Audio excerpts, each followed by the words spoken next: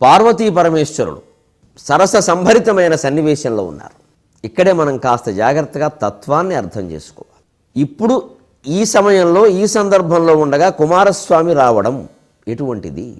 ఇది సరైనటువంటి కథా నిర్వహణేనా? అసలు వాళ్ళ ఏకాంతానికి ఈయన ఆటంకం కలిగించినట్టు కాదా అనిపిస్తుంది. కానీ మన పురాణ కథల్లో చాలా భాగం ఇలాగే ఉంటాయి. ఇందులో ఉండే తత్వం ఏమిటంటే, అసలు దంపతులు ఇంత ఏకాంతంగా గడిపారు అంటే తత్ఫలం ఏమిటండి? కుమార సంభవమే. అందుకని కుమారస్వామి వస్తాడు. అంచేత కుమారుడు కలగడానికి ముందే వాతావరణం ఉందే, అదే ఇక్కడ పెట్టాడు తెనాలి రామకృష్ణుడు. ఎందుకంటే పాండురంగ మహాత్మ్యం కావ్యానికి సంబంధించి ఒక రహస్యాన్ని నేను ఇప్పుడైనా చెప్పకపోతే బాగుండదు. కావాలని ఆపాను కొంతకాలం.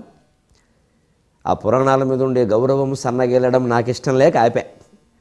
కానీ రహస్యమే కదా, చెప్పాలి, విషయం చెప్పాలి కదా. స్కంద పురాణ నీరనిధి కౌస్తుభమై ప్రభవించు జదేవకీనందను సత్కథోద్యమము నవ్య కవిత్వ కథా కళాపమన్ కుందనమున్ ఘటించి కడుకృతగు సొమ్మగు గూర్చి విష్ణు సేవందులకించు అప్పరమ వైష్ణవ కోటినలంకరింపుమా. ఇది విరూరి వేదాద్రి మంత్రి పాండురంగ మహాత్మ్యం గ్రంథాన్ని రాయమని తెనాలి రామకృష్ణుని అడుగుతున్నప్పుడు చెప్పిన పద్యం. స్కంద పురాణం అనేటువంటి సముద్రంలో పుట్టినటువంటి రత్నం లాంటిది, కౌస్తుభం లాంటిది ఈ కథ అని అన్నారు.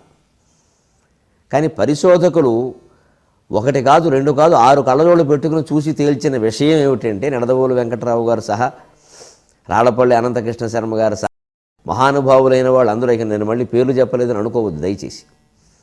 వీరందరూ కలిసి ఏకగ్రీవంగా తేల్చినది ఏమిటి అంటే, స్కాంద పురాణంలో ఈ కథ లేదు. అంచేత ఈ పద్యం ఎందుకుంది ఇలాగా? ఇది ప్రక్షిప్తమై ఉండాలి. పరిశోధకులు తేల్చారు ఆ విషయం. పద్మపురాణంలో దీని ఛాయలు ఉన్నాయి. మరంటే మిగిలిన కథ అంతా ఎలా నడుస్తోంది? మొత్తం సుమారుగా తెనాలి రామకృష్ణుని యొక్క చాతుర్యం. అయితే ఇదేదో కల్పన అనగానే ఇది ఇంక మనం ప్రమాణం కాదు అనుకోవద్దండి. పురాణమైనా ఎవరో ఒకరు రాసిందే కదా, అది మాత్రం ఖచ్చితంగా జరిగిందని ఎలా చెబుతాం? కావ్యమైనంత మాత్రాన అది జరగలేదని, పురాణమైనంత మాత్రాన అది జరిగేసిందని అనుకోకల్లా. లోకంలో జరిగినటువంటి విషయాలనే కవులు కథల రూపంలో రాస్తారు. ఇందులో మనం 5-6 కథలు వింటాం. ఏది జరిగే అవకాశం లేని కథ ఏం లేదండి. ఇందులో అన్ని మామూలువే, జరిగేవే. పేర్లేవో ఉండొచ్చు. నిగమశర్మ బదులు ఇంకో రామశర్మ ఉండొచ్చు, దానికేముంది? ఏదైతే సుశీల బదులు ఇంకో ద్రౌపది ఉండొచ్చు, దానికేముంది? ఏదైనా ఒకటే వ్యవహారం. ఆ దృష్టితో చూడాలి దీన్ని. అలా చూస్తే మనకి ఇవన్నీ ఎందుకున్నాయి? ఈ తెనాలి రామకృష్ణుని యొక్క కల్పనా చాతుర్యం ఎంత గొప్పది అసలు. అందుకని ఇందులో భావాలు కూడా సుమారుగా ఈయనవే అన్నీ కూడా. ఈయన ఎవరినో అనుకరించి చెప్పినవి, అనువాదాలు చేసినవి ఏమీ లేవు. సుమారుగా అన్నీ ఈయన స్వకపోల కల్పనలు. బాగున్నా ఈయనకే మనం యోగ్యతాపత్రం, బాగు లేకపోయినా ఆయనకే.